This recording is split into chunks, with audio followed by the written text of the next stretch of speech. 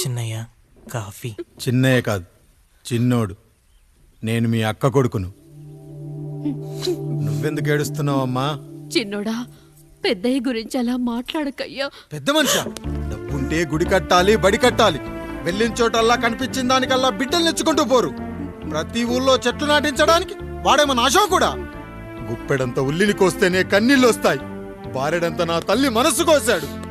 వాడి కన్నీళ్లు కాదు, రక్తం రావాలి, వచ్చేలా చేస్తా. మనల్ని ఇంతగా మోసం చేసిన వాడికి ఆస్తి 3 పిల్లలు. నీకు మాత్రం పేదరికం ఒక్కడే. వద్దు చిన్నయ్య, వద్దు చిన్నయ్య.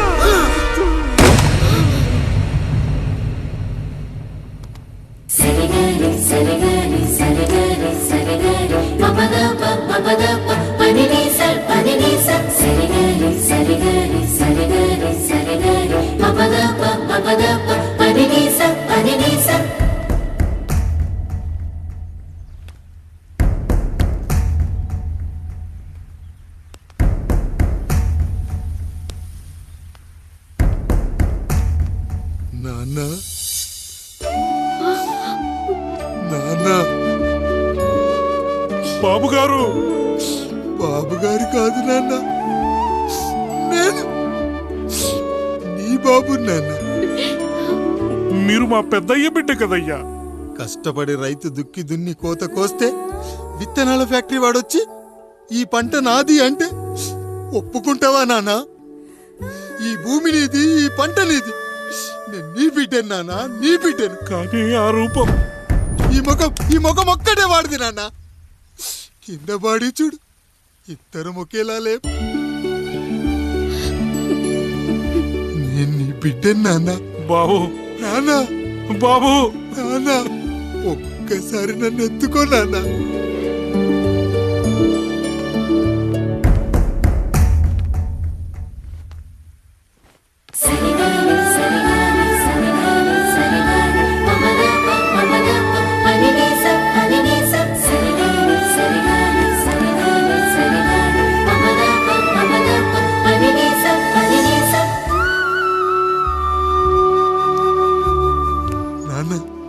నువ్వెంత మంచివాడివి నాన్న. ఒకడు వాడిన టూత్ బ్రష్ నే ఎవ్వడూ చేత్తో పట్టుకోడు. అలాంటిది నువ్వు నోట్లో పెట్టుకుని తిరుగుతున్నావు. అమ్మ ఎంత అదృష్టవంతురాలు నాన్న, ఎంత అదృష్టవంతురాలు. చాలు బాబు, ఇది చాలు. చాలదు నాన్న, ఆ రాయుడు లెక్కేంటో తేలుస్తా. మన కుటుంబాన్ని ఇంత క్షోభ పెట్టిన ఆ రాయుడిని వదలనానా, వదలా. వాడంతేదో చూస్తా.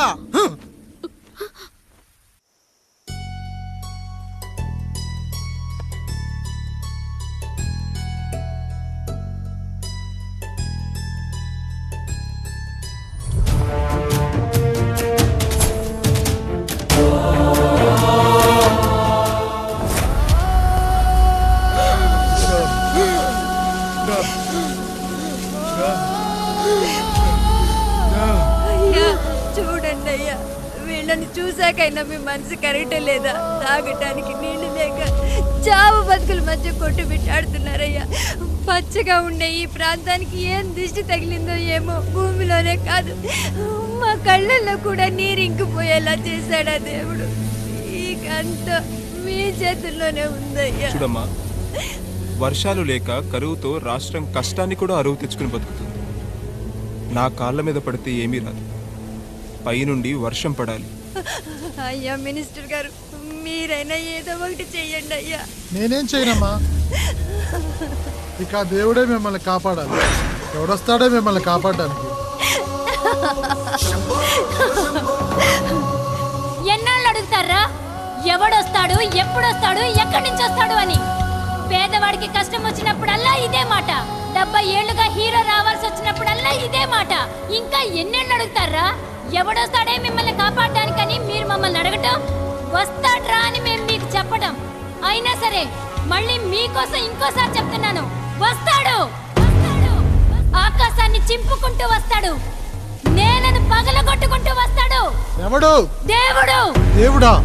రాయికి వరమిచ్చిన రాముడి దేవుడైతే, ద్రౌపదికి చీరిచ్చిన కృష్ణుడి దేవుడైతే, ఈ ఊరికి ఆయనే దేవుడు. ఆ దేవుడికి ఇంకో పేరే రాయుడు. పాపా రాయుడు. పాపా రాయుడు.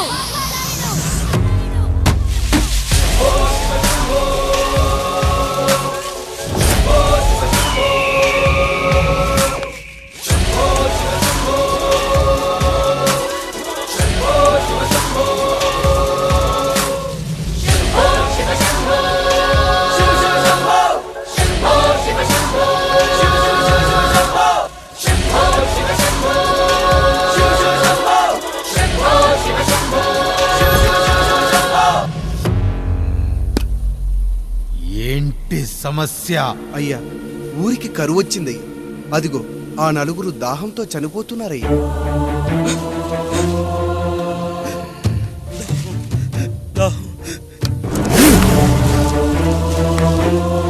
పాపారాయుడు తీర్పు ప్రకటిస్తున్నాడు.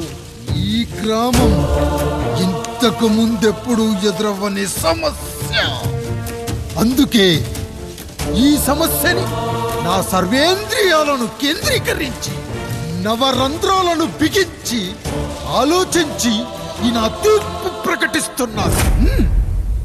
దాహంతో అలమటిస్తున్న ఆ నలుగురికి వెంటనే బావులు తవ్వించి వాళ్లకు నీళ్ళివ్వండి. అంత సమయం లేదయ్యా. మరో 5 నిమిషాల్లో వారి చేత నీళ్లు తాగించిపోతే చచ్చిపోతారయ్యా. పూజారి, మరేంటిప్పుడు దీనికి పరిష్కారం? నృత్యం. సంగీతానికి శిలలు, నృత్యానికి మేఘాలు కరుగుతాయని శాస్త్రం చెబుతుంది. ఆ నాట్యానికి ఆకాశం కరిగి వెంటనే వర్షం పడాలి. అందుకు ఆ నటరాజైన శివుడే మార్గం చూపించాలి.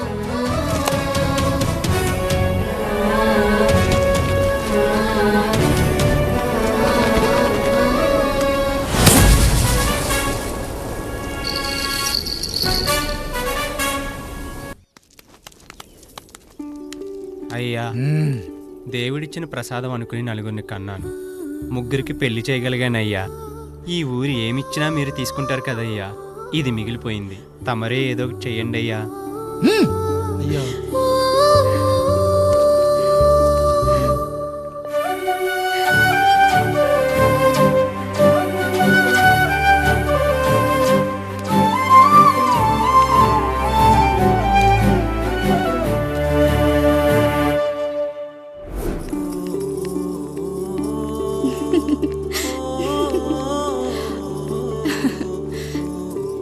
ఈ ఇల్లు, ఆస్తి, ఇంత గొప్ప భర్త, పిల్లలు, చాలా ఆనందంగా ఉందండి. కానీ నాకు ఒకటే లోటు. మన తర్వాత మన పిల్లల్ని చూసుకోవడానికి వీళ్ళకొక అన్నయ్య కావాలండి. అచ్చం మీ పోలికలతో వీళ్ళకొక అన్నయ్యని కందామండి. నువ్వు అడిగితే కాదనగలనా?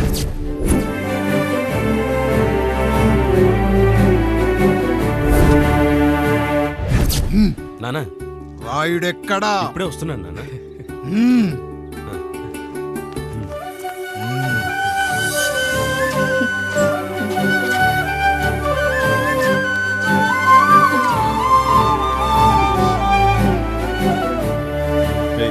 చూడరా, మీ అన్న మీద పగ తీర్చుకోవడానికి నీకు ఇదే సరైన సమయం.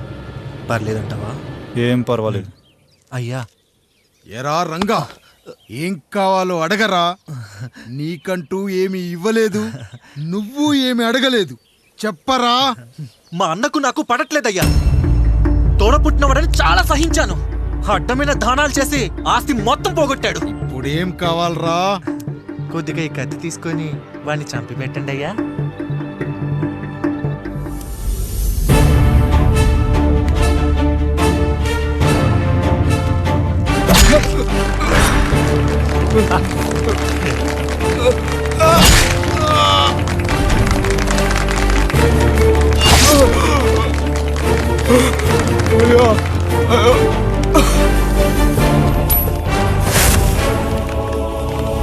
రేయ్ నాయుడు, అన్యాయంగా మా నాన్నని చంపేశావు.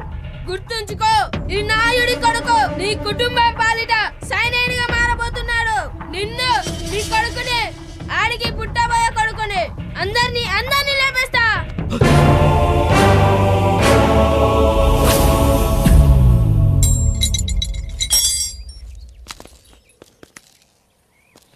ఏం జరిగింది? మీరు హత్య చేసినట్టు ఇప్పుడే సమాచారం అందింది. తగిన సాక్ష్యాధారాలు పరిశీలించిన పిమ్మట మీకు యావజ్జీవ కారాగార శిక్ష, 2000 రూపాయల జరిమానా విధిస్తూ అరెస్ట్ చేస్తున్నాను. అయ్యగారు నా కోసం చేసిన త్యాగాన్ని హత్య అంటుందా మీ చట్టం? ఇదెక్కడ న్యాయం? మనిషికి ఇచ్చిన మాట నిలబెట్టుకుంటే అరెస్ట్ చేస్తారా? ఏ దేశంలో ఉంది చట్టం? నన్ను ఏం చేయమంటారు రాయుడు గారు? 9వ తరగతి చదివి ఊర్లో గాలికి తిరుగుతున్నా నన్ను మీ మనిషి ఒకడు పోలీస్ స్టేషన్లో ఉండాలని నన్ను ఎస్ఐన్ చేశారు. సాటి మనిషిని స్వేచ్ఛగా హత్య చేసుకోవాలని దౌర్భాగ్య స్థితిలో బతుకుతున్నాం మనం. మీరు చేసిన ఈ గొప్ప పనిని అర్థం చేసుకునే సంస్కారం, విజ్ఞత, విజ్ఞానం మాకు లేవు సార్, మాకు లేవు.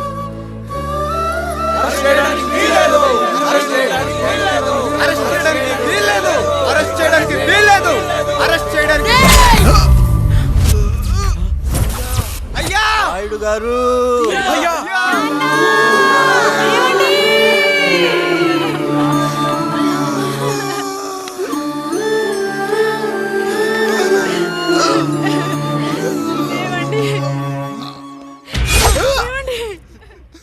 నొప్పిగా ఉందిరా.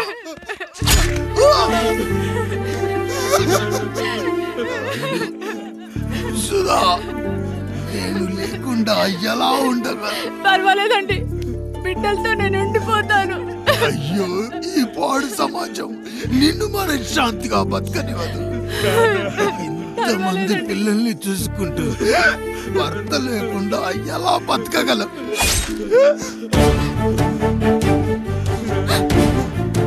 వద్దండి.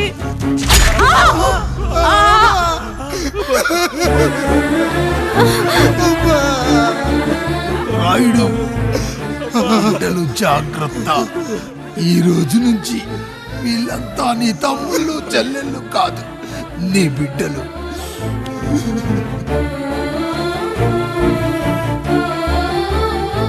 ఎక్కడికి వెళ్ళనురా. నీ కష్టం వస్తే ఒక్కసారి నాన్న అని పిలవరా. ఆ సమాధిలోంచి అయినా లేచొస్తా.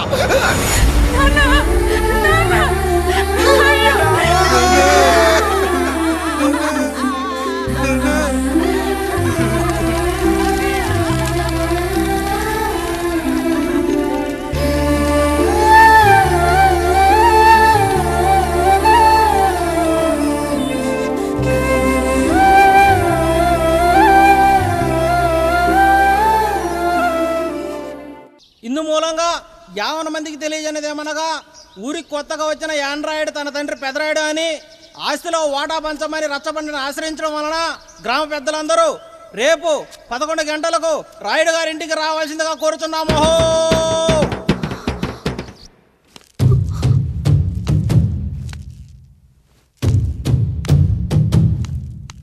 ఎందుకొచ్చారు?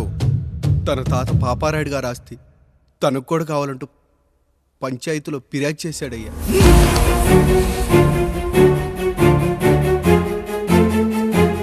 మస్తా గారు, ఆ దస్తావేజులు ఇవ్వండి.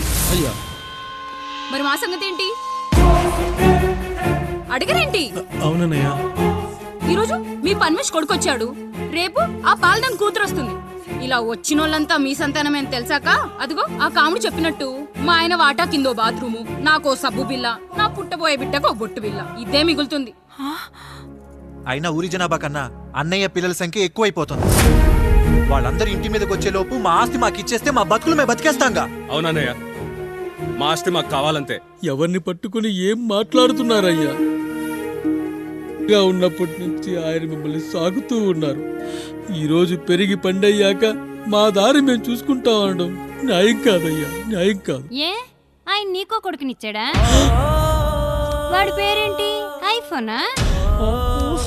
ఎరా, ఆస్తి కావాలా? 4 బ్రష్లతో తోముకుంటే ఎక్కడ విడిపోతామో అని నా బ్రష్, టూత్ పేస్ట్ నీకు త్యాగం చేసినప్పుడు అప్పుడు అడగాల్సిందిరా, అన్నయ్య ఆస్తి కావాలి అని. ఎరా, నేను వాడిపారేసిన లంగోటాలు మార్చి మార్చి చొక్కాలు చేతిగుడ్డలుగా వాడారే, అప్పుడు అడగాల్సిందిరా, అన్నయ్య ఆస్తి పంచు అని. నువ్వు 6 నెలల పసిగందుగా ఉన్నప్పుడు పాల కోసం ఏడుస్తుంటే నిన్ను తీసుకెళ్లి పసుల దొడ్లో కట్టేశానే, అప్పుడు అడగాల్సిందిరా, అన్నయ్య నాకు ఆస్తి కావాలి. మా మా తండ్రి గారు పాపారాయుడు పోలికలు నాకు, నా పోలికలు ఆండ్రాయిడ్కి. అసలు మా కుటుంబంలో ఏ పోలికలు లేని మీకు ఎందుకు ఇవ్వాలరా ఆస్తి? ఆస్తి లేదు, గీస్తి లేదు. Get out, get out, get out, get out, get out, get out అని నేను అనొచ్చు, కానీ అనగలనట్రా? అనలేను. ఎందుకంటే మీరంతా నా తమ్ముళ్ళు, నా చెల్లెళ్ళు. రక్తం తాగిన దోమ కూడా వెళ్ళేటప్పుడు కృతజ్ఞతగా ఏ మలేరియానో టైఫాయిడో వదిలి వెళ్తుంది. కానీ రక్తం పంచుకొని పుట్టిన మీరు ఈ అన్నయ్య కోసం ఆస్తి కూడా వదల్లేకపోతున్నారు కదరా.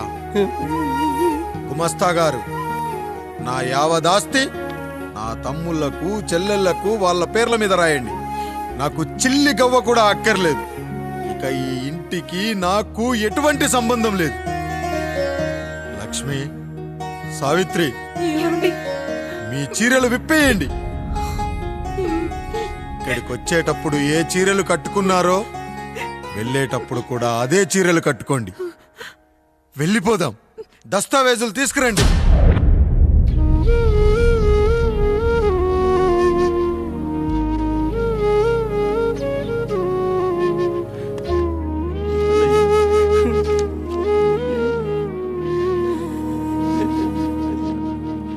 ఇక ఈ ఇంట్లో నా పేరు వినపడితే నా తమ్ముళ్ళు, చెల్లెళ్ళు బాధపడతారయ్యా. ఈ ఇంట్లోనే కాదు, ఈ దస్తావేజులో కూడా నా పేరు ఉండకూడదు. నేను ఇక్కడ సంతకం పెట్టి వీళ్ళ మనసు నొప్పించలేను. అయ్యా, మొత్తం వదిలేసి మీరెలా బతుకుతారయ్యా? ఎండకు నీడలా, వర్షానికి గొడుగులా నన్ను ఇన్నాళ్ళు కాపాడింది. కష్టాల్లో, సుఖాల్లో నాకు తోడుగా నిలిచింది. నా నిజమైన ఆస్తిని, కుటుంబ గౌరవాన్ని కాపాడింది. ఇదేరా నా ఆస్తి, అంతస్తు. ఇదే మా నాన్నగారిచ్చిన లంగోట. బంగారం లాంటి తమ్ముళ్ళే లేనప్పుడు నాకు మాత్రం ఈ బట్టలెందుకురా?